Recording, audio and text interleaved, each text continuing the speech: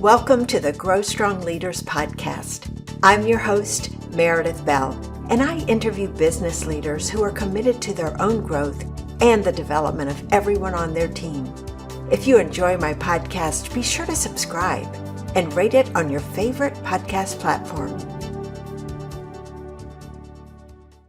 Thank you for joining me for another episode of the Grow Strong Leaders podcast. I'm your host, Meredith Bell, and today I'm very excited to welcome as my guest, Darcy Verhun. Darcy, welcome to my show. Thank you. I have to say first, let me give a big thank you out to my former guests, Scott Osmond and Jacqueline Lane, because they're the ones who introduced me to you. And I'm just really looking forward to our conversation today. Darcy is the CEO of Canada Diagnostic Centres, also known as CDC. It's an independent healthcare company with specialization in radiology and imaging. Prior to joining CDC, Darcy was the president of FYidoctors, then one of North America's fastest growing companies. He has also held senior leadership roles at Ernst Young, Grant Thornton, and Cap Gemini. Darcy's leadership is based on being a lifelong learner and a passionate coach who lives his life with gratitude. I love that, Darcy. He's used his leadership strengths to create enterprise value through scale and growth. He's the author and editor of this wonderful book that I have right here. It's called The Freedom of Constraints: Turn Obstacles into Opportunity. And that was written, and he's also got 29 co-authors, including Marshall Goldsmith and other members of Marshall's group of 100 coaches. Darcy was a founding director of the Calgary Homeless Foundation, and today he serves as a director of Home Space Society, a nonprofit focused on eliminating homelessness. Darcy, I really admire your work in that area. What I want to do in starting, because you spent a number of years at FYidoctors, and when you went there, things weren't that smooth. You ran into a number of projects, I remember you telling me. So take us on the journey to your work there and what you learned along the way. Wow. What I learned is probably a book in itself, or maybe a couple of books. But, to set the context, it's an organization of optometrist doctors who had a vision, and a large group all came together at once to create and shape how eye care is done. And I joined not that long, just after the 5th year of the organization, so it was still really in being formed in its foundational stage. When I first joined, I joined as chief operating officer. I didn't have a job description, had no budget, no direct reports, and so I was given the challenge of leading with influence, more so than having direct authority or accountability or a budget per se. At the time, the CEO had 21 direct reports, and it wasn't super structured, and everyone was involved in everything, and big aspirations, and total can-do spirit. And really, we talked about it really being like an airplane that was already in flight but still being built. Week or two in, I learned that we had about, I think, just over 90 projects at the time, and we hadn't actually finished a project. And the desire at our planning meeting that happened, I think, on my second week, we wanted to winnow the number down to a smaller group. Coming out of the workshop, we went from 90 some to 126, because we had big dreams. And I'll tell you, over that first 6-7 months, one of my core challenges was trying to narrow the focus and to provide clarity on what is the plan and how will we measure that. And so I did that with the team. So this is a total team effort, certainly not me on my own, but in conjunction with the team, we took took that 120 plus projects and really narrowed it down to 11, and actually built a little mini roadmap for each of the 11. And with that, we set milestones quarter by quarter for the next year. And when we first met, I was telling you about the end of Q1. And if you're okay, I'll share that right now. Yes, I would love to have you share that story. Sure. Well, I'm a reasonably, focused, results-driven person, I'd say, and somewhat competitive too. And we got to the end of Q1, and I learned that we didn't achieve all of our milestones. So all the things that we set out, and in fact, a couple, we downright failed at. So I, went to the chair, sat down, and I'm doing a review of how we did, and I said, look, we didn't do this, we didn't do that, so we had misses, we're going to try to catch up. And I remember the conversation. It was something along the lines of, well, did you learn something? And I replied, yes. Are you going to do it again? No. and then, did you really think we were going to achieve all those things? And I said, well, absolutely. We wouldn't have put them on paper if we didn't think so. And the reply back was, well, if we had achieved them all, we probably didn't dream big enough.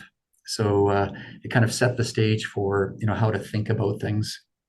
And then the last area was there were a couple things that were complete busts, and we talked about that as well, and really created a foundation where it was okay not to succeed as long as we were trying our best and working as hard as we possibly could. So that's early days at FYidoctors. Mm-hmm. I was just thinking about how fortunate you were to work with a leader who had that response, because it would have been, I would think, very different for you if he had lashed out or expressed disappointment at what you didn't do instead of focusing on what you did do. Were you consciously aware of the fact that he was responding in a positive way to what happened? Yeah, absolutely. I'd say that there's the whole culture of the organization was such that, and because I think it may be in part because it was so new, and we were trying pretty bold things everywhere in the organization, and so I'd say somehow we managed to have everyone of the mindset that we had patience, I guess, and something else that emerged and we nurtured was a concept of a coaching culture as well. And when you think about coach and that kind of mindset, it's not just about the performance, but it's also about being paying attention to the individual. And we added something, and we borrowed this quote actually from Marshall Goldsmith, and it's help more, judge less. And something that that I tried to reinforce with the organization kind of was that concept. And another way to even say it would be hard on the issue, soft on each other. So we worked really hard, and as a leader, I tried to reinforce some things that promoted psychological safety, if you will, promoted a can-do spirit, promoted a learning mindset as well. So I'd say I think it was everywhere, and we all contributed to it in our own way. I love what you were saying about developing a coaching culture. I know a lot of organizations are striving for that these days. What would you say are some of the key elements that need to be in place in terms of the thinking of the leaders themselves, the people they're, and how they're going to approach coaching someone else? Well, really, like I'd say the first thing is like when we started, so this is back 10 or so years ago. When we started, just I think the concept of like an internal coach, it wasn't that it just wasn't mainstream. So when we first started talking with our managers about them being coaches and not bosses or managers, but coaches and leaders, it was a difficult concept for people to wrap their minds around. They said, "Well, what does that mean to my resume? No one's going to know what I'm talking about if I'm a practice coach. What is that exactly?" And so we spent a fair amount of focus on like ensuring that we all had like a common understanding and a common language around what does being a coach mean. And there are different kinds of coaches, there's different approaches to coaching, and we took time and we refined it, so we had our own common language, and then we were able to link it back to something else that was super important, from a coaching perspective, I believe, is that linkage to the patient or end customer. And so what are the behaviors we're trying to coach? How do they in turn impact the experience and overarching brand DNA? So there are a lot of things that we're trying to all interconnect, so that it all made sense. But I think the key thing is, what's that common language, common understanding. And it took a while, but we got all of our doctors and our team and leaders all through the same coaching training. So we had that baseline. And I think one of the most important things, and if you think about it, I'm in healthcare today and was before. And in healthcare, you think about the hierarchy and kind of tradition, and like doctors are in a very special place, through their training, education, experience, and just the standard of care that they own and own fully. And I'd say having a coaching culture just allows for the doctors to be a more integral part of an entire team or ecosystem. So it breaks down some barriers, and I think it opens up doors to actually enable the practice of patient care to even be more robust, because it improves the dialogue, improves the connection, improves even our desire to seek feedback. Whether you're a doctor or clinician or administrative support staff, all seeking feedback and trying to find a way where you can work effectively together. So I'd say that common understanding and language sets the foundation to be able to actually implement and fine tune and build a coaching culture. Mm-hmm. I'm going to take a guess here about some of the elements that were involved in the coaching, like listening and asking questions, because both of those are skills that would also definitely transfer from the practitioner to the patient that they're dealing with. Are those two of the elements that were a key part of the coaching? Absolutely. And it's an area, listening. I have daily questions, things that I'm aspiring to personally, and one of them is, did I ask powerful questions? Another one is, did I demonstrate good listening skills? And part of what we tried to train in our coaching approach was those very things. So. That's great. Well, I would love for you to share some of the other experiences, one in particular that you had talked with me about before, the impact of the CEO not being present for one of your key meetings. Well, I mentioned that there were 21 direct reports, and I became 22, I guess. And once a month we'd have a get together, and we focus on leadership, and the CEO would bring in a book, and we talk about what it meant and everything like that. And early on in my leadership, we start to work on what we ended up calling leadership aspirations. So that this was how we defined culture, and so it was a collaborative effort of everybody, and and the whole team was providing input, and we're working on it over a course of a few months. And at this particular meeting, the CEO couldn't attend the meeting, and said, "You know what? you've got this. I think we want to keep momentum on this going forward. So, you lead the workshop, and then hopefully we can get it to close to final state. So I get to the workshop, and lo and behold, five of the senior most members of the team didn't attend that workshop. And everyone else is kind of looking around and going, well, we've got a whole host of key people aren't here, and our job is to talk about culture. And so I took it as an opportunity to reinforce the culture. So rather than make anyone wrong, or call someone out, I signaled to the team that what I would do would be to check in with all five people and talk about what's their desired impact as a leader, and how does not attending like an important meeting like that, like what does that signal to the team?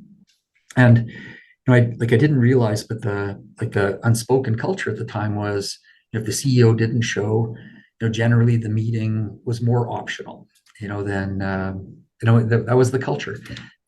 So when I called the first person, they were kind of surprised that I called, and I said, you weren't at the meeting, just trying to understand, kind of why, how is it that you want to show up as a leader? What do you think you signal to the team? What norms should we actually have? And it was a hard conversation, and also important in that it signaled that that this is serious, and that coaching is not just kind of feel good. It's also giving meaningful feedback, and helping people understand their actual impact by their behaviors. And at the end of that, boy, the impact was profound in that it changed behaviors where we all then started, if we needed a personal day or we're going to be late, rather than checking in for permission, we were keeping each other in the loop as to what was going on. So like the engagement and our level of respect that we had for each other by our behaviors after those conversations was, I think, very significant, and it helped build trust. And we reinforced through our behaviors the kinds of leaders we wanted to be. So tough situation, hard conversations, and just a really powerful impact as a result. It reinforces the importance of having the courage to have those conversations. And I'm curious, when you approached each one of those five individuals with the questions that you asked, did you have any defensiveness or pushback, or were they open and curious? I just going from memory, I'd say surprise. I remember surprise, and some silence. I would say a little bit of defensiveness, in that they let me know that generally, if the CEO didn't show up, that it wasn't mandatory. So I didn't appreciate the the unwritten culture at that point. And yeah. Well, it sounds like it was such a great learning opportunity for everyone to, as you say, it really brought you together and clarified what really was important in terms of a core value that it sounds like everyone adopted. A couple of folks didn't make the journey, and because not every culture works for every person. Yeah. And, and unfortunately, as we evolved the culture and really built on that coaching mindset, it didn't work for everyone. Mm. And I think that's such an important point for us to realize, that when we embark on a specific direction and we're adopting new behaviors, new ways of being with each other, that not everyone will necessarily get on board. And that's okay, because it ends up, and I'm guessing it did in your case, with a stronger team that's left intact, that those were people that were naysayers or just, I'll call it negative energy that wasn't helpful to pursuing the goals that you all had set. Absolutely correct. And so I know this whole thing of connecting with others is really important. And I would love for you to talk a little bit more about that, because I think that's a core value of yours, connecting as a way of building the culture. It absolutely is. And like for me, from a leadership perspective, something that I'm working really hard at. And like I want to be the best example of working together. And I believe by saying that and working on that, I'm signaling to everyone that if I think it's important, it's probably important for everyone. And I've learned a bunch of things over my entire career, and I've got example after example, but like a couple come to mind, and I'll if it's okay, I'm going to share one, and I'm going to build on it. Yeah, absolutely.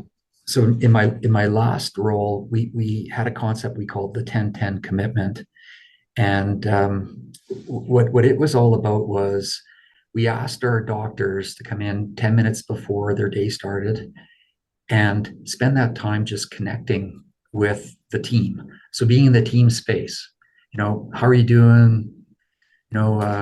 Just really all about the person they worked with and not about the company or them. And then at the end of the day, spending 10 minutes to say, thank you, how was your day? Checking in and tying a bow on the day. And at the time, we had about 450 doctors, I'd say, something like that. And what we did is at the same time, we implemented a 360 approach for our doctors. And we were measuring team behaviors of the doctors. So we had, the front desk people, their peers, everyone on the team provide feedback on team behaviors. And we also measured a couple of things. And one of the things we asked about was the 10-10 commitment. So, did the doctor, like never, sometimes, always, a behavioral continuum, the 10-10. And of the 450 or so doctors that we had at the time, 28 were ranked as always doing the 10-10. Okay. Then we start to just peel that back. Well, what did that mean? And we learned that on average, all of the doctors scored about 60% on the team scale. So they were about 60%. So passing grade, not excellent, but passing. And then for the 28, they were just over 80%. So a full 20% higher on the team behaviors.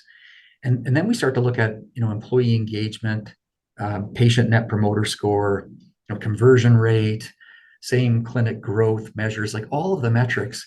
And we saw across the board that there was a positive correlation between the team score, the 10-10, and the overall impact that the clinics were having. So I'm really new in my current role, and I've shared that example here with and I shared it initially with our lead radiologist. And I saw him write down on a piece of paper 5-5. And so I asked him, I said, what's that? He said, well, I'm not sure I can do 10 and 10, but I'm going to give 5 and 5 a go. I'm going to try it out. And just interestingly, a number of days later, I was meeting with the leads of all the our admin, we call it admin, but really it's the front office and initial patient interaction. Meeting with all the admin leaders, and I was talking about the importance of connecting with the patient, and how what it means right when someone walks into the clinic. And one of the leads says, were you talking to the doctor at my clinic? And I said, well, yes, I was. And she said, oh my God, a couple of days ago, I saw he was walking around the clinic with his coffee and he's saying hi to everyone. And we were all kind of surprised, like, what's going on? Because it was clear that he was intentionally reaching out to connect with everyone. And she said, we were a little anxious at first because he hadn't been doing this before. And I asked, well, did he keep doing it? And she said, yeah, he's been doing it every day. And at first it kind of freaked us out a bit, but we really quite like it. And, we're having a bit of fun with it now. And so I followed up with the doctor and I said, like, you're just really curious. Like you took this to heart, you're implementing it, how's it going for you? And he said, well, at first it was kind of awkward. And, but he said, it felt like it was the right thing. And he says, I've adapted it and I've given it a whole new name. And I think I'm onto something, and he said, I don't always get in early and I can't always stay late. So what I've committed to is at some point during the day, I'm finding 5 minutes and I'm taking that 5 minutes and I'm walking around, I'm connecting and I'm saying hi. Or if I know one of our staff has done something really great, I give them a high five. So he says, I'm calling it the HI high five. And it seems to be connecting, or at least it's capturing people's imagination. And I've been talking with all of our radiologists about, what if at CDC, we tried something like that, and then saw and talked about, what impact does it have? And because I'm convinced that if you're like it's the power of the relationship, and if you're not talking, like how can you have much of a relationship? And kind of being intentional about just 5 minutes, it can actually change everything. Because you'd be surprised, what you learn. And I know I don't do it every day myself. So full disclosure, I'm not expert. But walking around the office here the other day, I learned that one of the team, had a death in her family, the week before. And I wouldn't have known it if I hadn't walked around. And, just to create an opportunity for me to check in and say, like, are you okay? And for me, it just felt good that I had awareness of what the person was going through. And it just enabled me to have an opportunity to show that I cared, and not don't know what the impact is.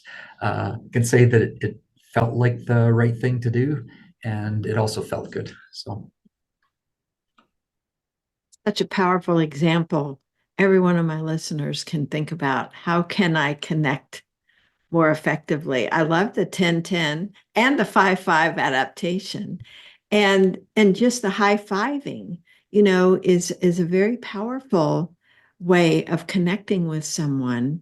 It affirms them, and to me, because a core value of mine, Darcy, and I know it's of yours too, is that every person matters.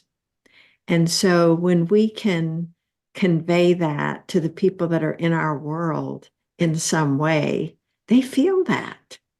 oh, yeah. And that's where you get that additional commitment, the engagement, those scores being so much higher from those doctors back in the previous arena that were really committed to doing that. And people sense that. And when they feel that you care, they're motivated internally to do more.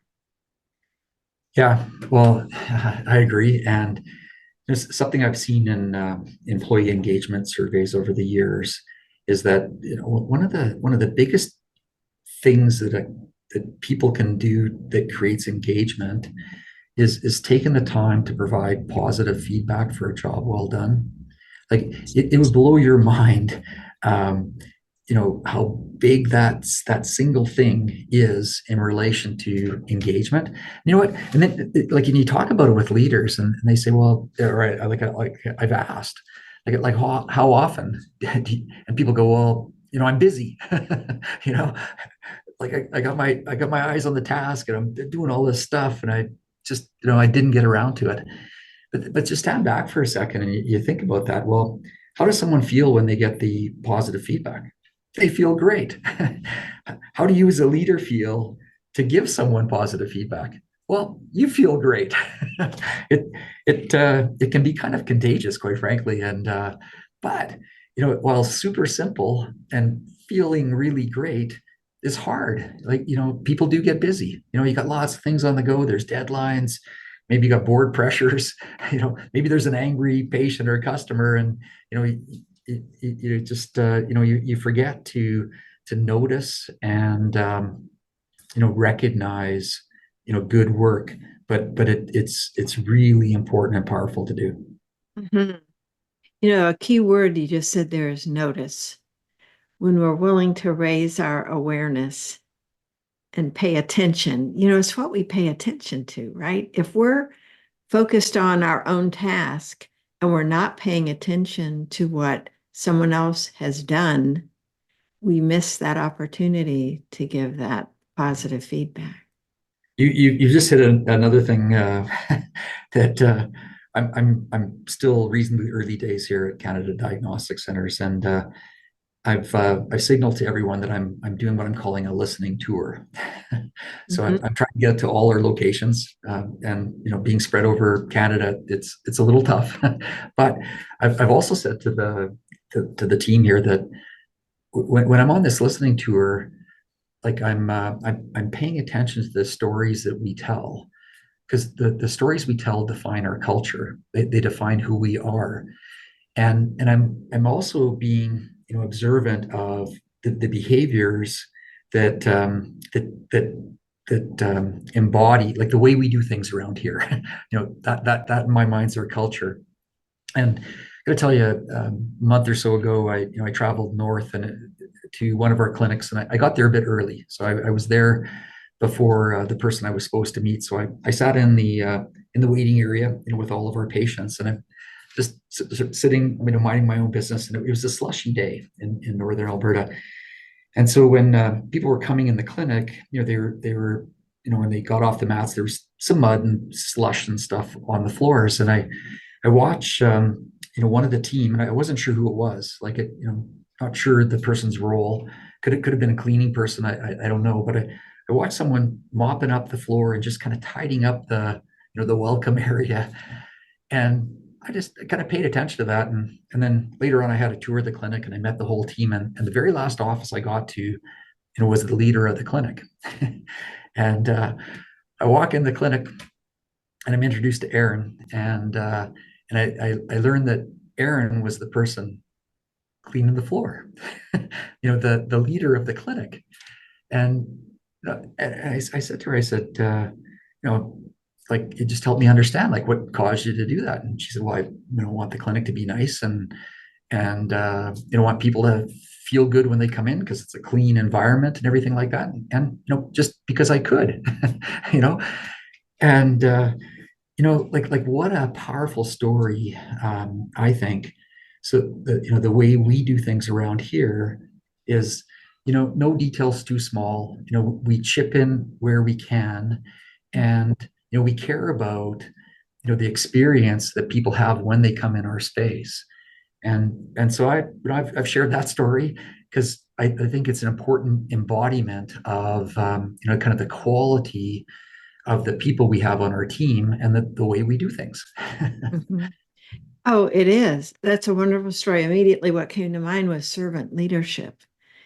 Someone who demonstrates, I'm not too good for any task that needs to be done around here. And I think that sets such a tone for everyone else.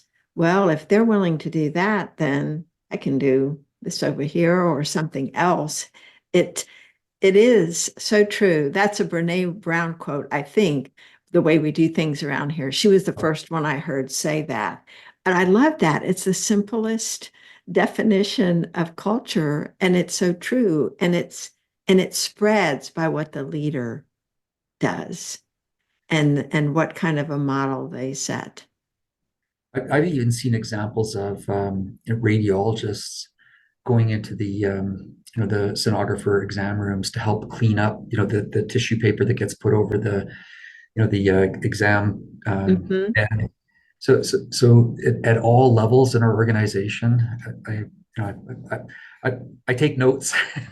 So I've got literally pages and pages of notes of these behaviors that reinforce that the way we are and the importance of patient care.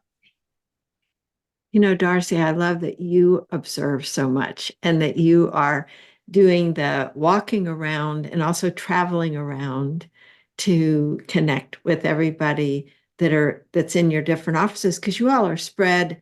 How far in Canada? Where are you? Well, we're from Ontario to BC right now, so about uh, probably about 5,000 kilometers, give or take, maybe a bit more than that. So it's quite. It would take you 5.5 hours to fly from between our farthest locations. So that's a commitment. So thinking about all the notes that you've been taking, how do you see yourself consolidating what you've gathered and sharing that with others to help reinforce the culture that you are creating there? I'm starting small, and I'm trying to in person do as much as I can. And right now, I'm only doing a newsletter that's well, it's actually it's just a note from me every month, and maybe it's a bit corny, but our letters, Canada Diagnostic Centres (CDC), have coined a phrase, and culture being so important, that's the first C, and then the patient access to care is deliver care, so CD, and then operations excellence, and unfortunately cost is the only only word I can come up with. So I don't really like that one yet, but it's about operations excellence is the third. And what I've been trying to say to the team is, boy, if something we're doing doesn't have a positive impact on culture or delivering care, you got to ask, why exactly are we doing it? And from that, we're trying to narrow down, well, what are the initiatives, and how do we measure, how we're doing? And then as I'm meeting with people, I'm trying to come back with examples and just reinforce some of the things that fit within that. And I was really quite excited last week. I was in Ottawa at our locations there, and saw just even more examples, from the other clinics that just keeps building. And this is the most recent clinics I've been in, so I don't mean to forget the others, but the most recent ones, saw a number of things that had me, really inspired. And I'll share one. One of our new staff, she gets to do something. Not she has to do something, but she gets to do something, and it's a little extra work. And every so often we see something in our scans, diagnostic scans, that is interesting, but we don't know what the outcome is. So we'll see something unusual in one of our scans. When we do the report that goes to the referring physician or surgeon or whatever, but we don't know always what happened in the end to the patients. And so what our team there is doing is those interesting examples, they keep them, and then they do follow up later to find out what happened. Like, how did it go, so that they can learn. And this member of our team, she gets to do the follow up, and she's showing me it's one of those little file connectors where you put your patient chart in. She's showing me the examples, and just you can almost see the sparkle in her eyes, talking about, I get to follow up and I get to learn, and then I get to teach and share. And like those kinds of behaviors, if I believe if we're not learning, we're pretty much dying. And so that mindset, it's just very powerful and inspiring to me anyways. Yeah.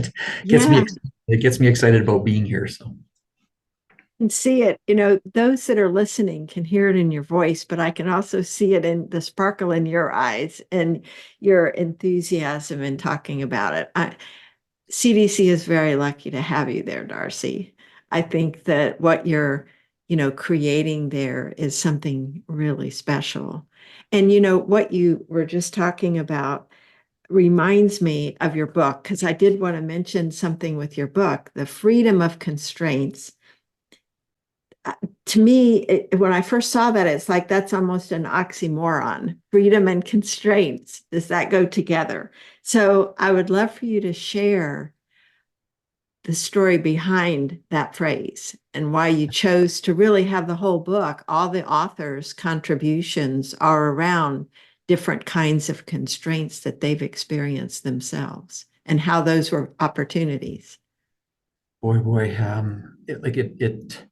it started with a little bit of a debate, that I was having with one of the authors, Aisha Bursell, and she was talking about how innovation and innovation comes from constraints, and we were having a debate, and I wasn't on the same page, but as we talked, I'd say a light bulb went off, and then it's through that conversation with her, it sparked to me this idea that, boy, like at the time we were going through COVID, and what I kept seeing was with every barrier that people faced, it created innovation, it created opportunity.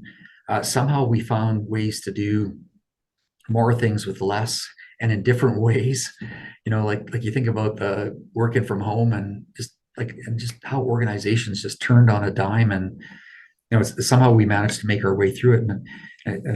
And I had quite frankly, had on my bucket list that I wanted to try to create a book, but not just to create the book for the sake of the book, but like to actually make a difference.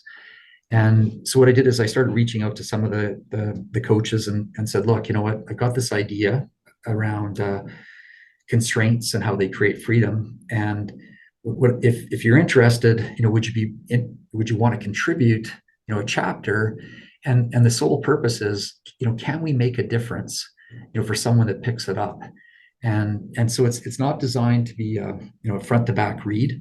You could read one of the 5 sections, you could read a chapter, and try to make it easy so that people can cherry pick based on what's important to them. And I hope there are some nuggets in there, for people, that can help them. Either it could help them in their day-to-day life, it could help them in their leadership, it could help them as they think forward.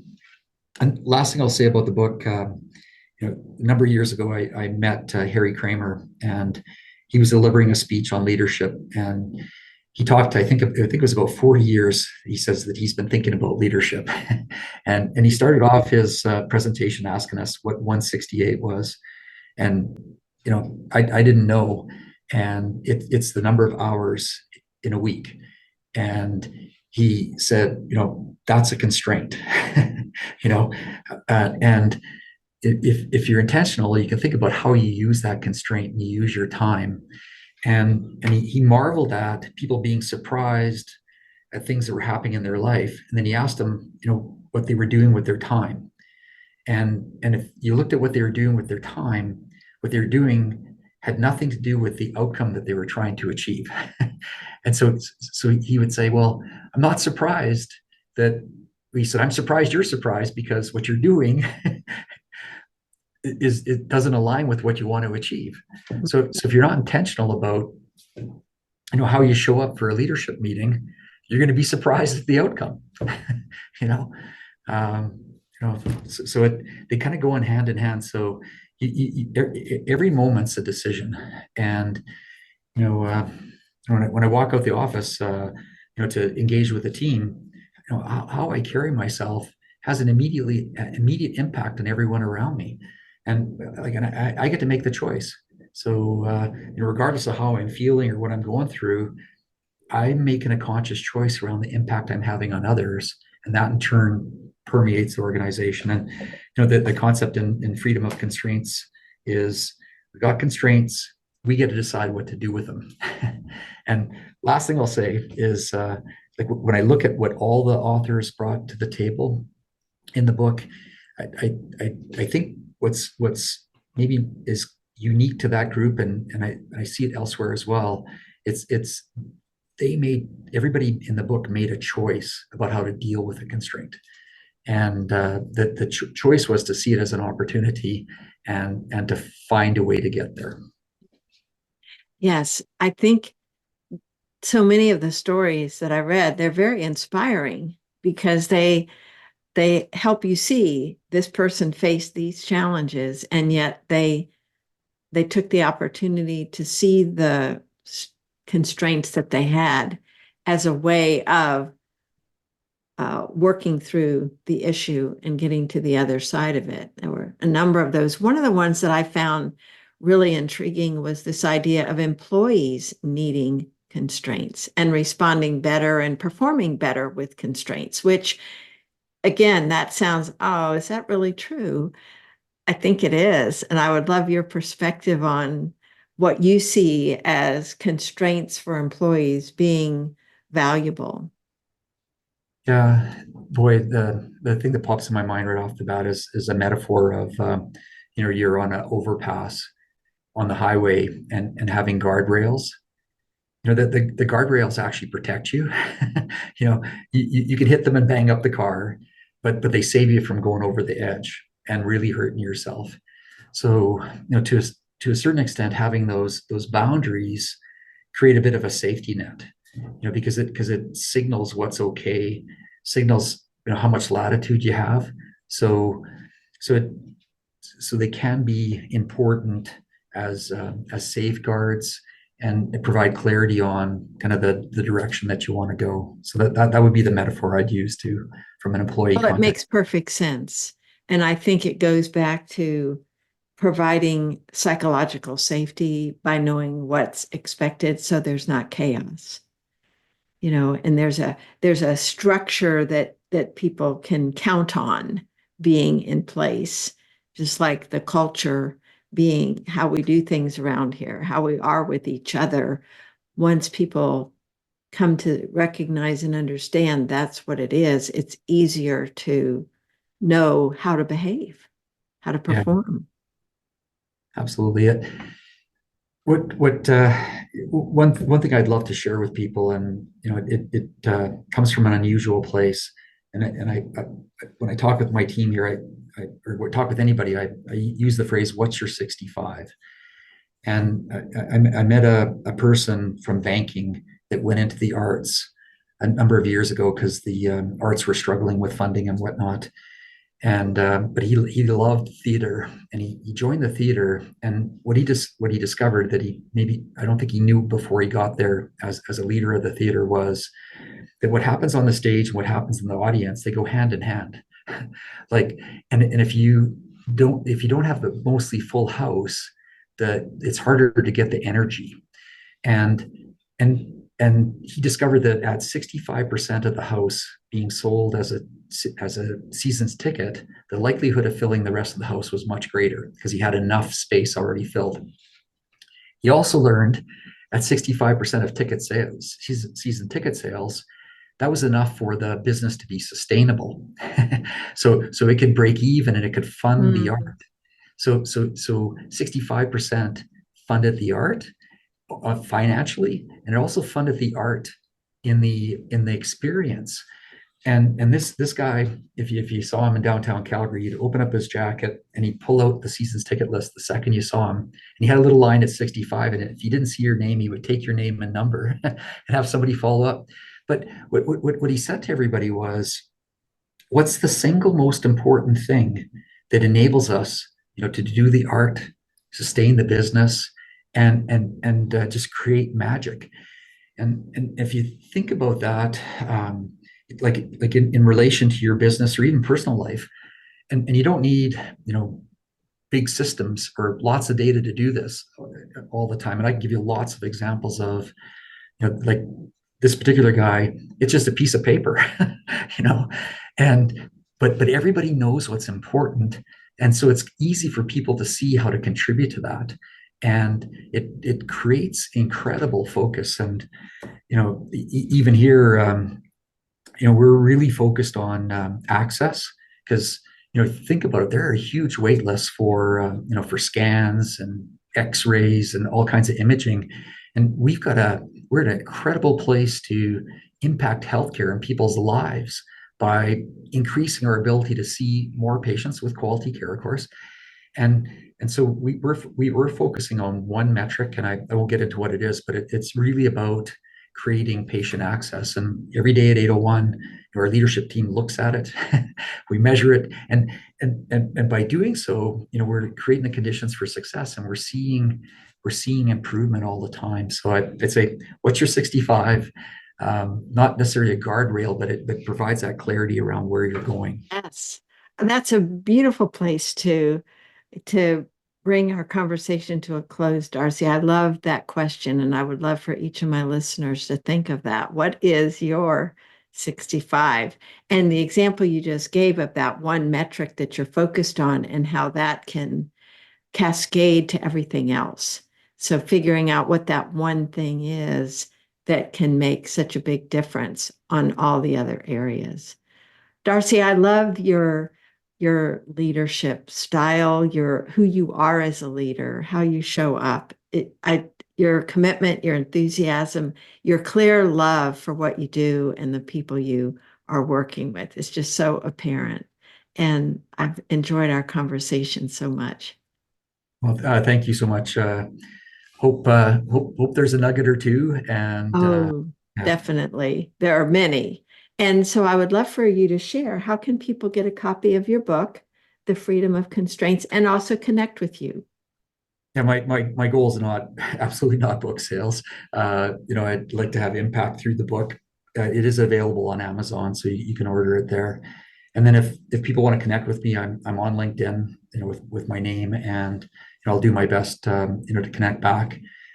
Always open, to try to have a positive impact. If someone wants to reach out, I do my best to contribute, because I'd love to try to have impact. I can see that.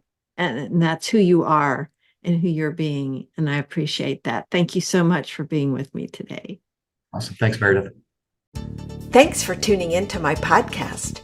Now head over to growstrongleaders.com and check out our 2 books, Connect with Your Team and Peer Coaching Made Simple.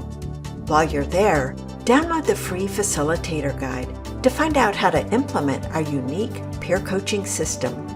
Until next time, I'm Meredith Bell.